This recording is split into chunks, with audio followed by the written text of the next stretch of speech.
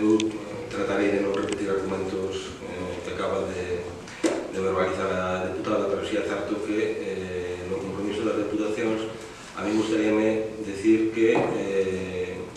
as deputacións galegas funcionan de diferente maneira, ten diferentes maneiras tamén de colaborar cos concellos. Esta deputación, para nós, así o consideramos en un primeiro momento, temos un mecanismo exemplar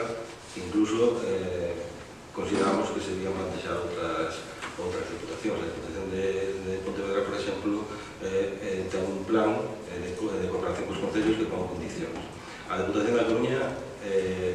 coa aportación, coa chega que se fai hoxe a través dun dos puntos que acabamos de aprobar con unanimidade neste pleno, está transferindo aos concellos para obras e servicios de competencia municipal nada máis e nada menos que 92 millóns de euros.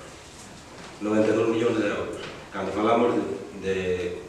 obras e servizos de competencia municipal, tamén falamos da competencia municipal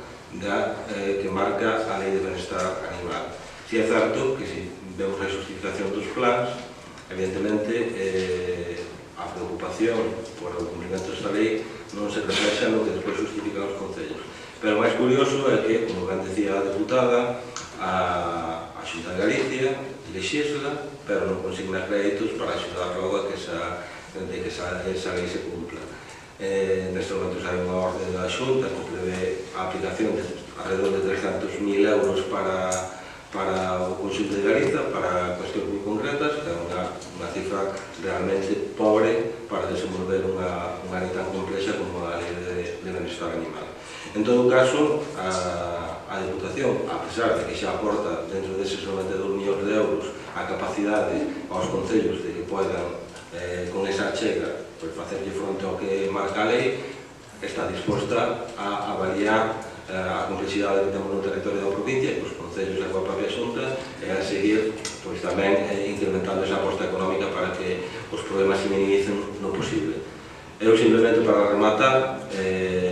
con un chascarrillo, se o Partido Popular e as confluencias hoxe no Congreso dos Diputados deran luz verde a ampliación do teito do gasto e o obxectivo de déficit, a Galiza tocaríanlle 250 millóns de euros e a Xunta ben podería consignar as partidas necesarias para que o desenvolvemento desta lei fora moito máis fácil e non tuviera que facer aportacións á Deputación da Coruña. Pero creo que nin unha parte nin outra vai estar disposta a iso.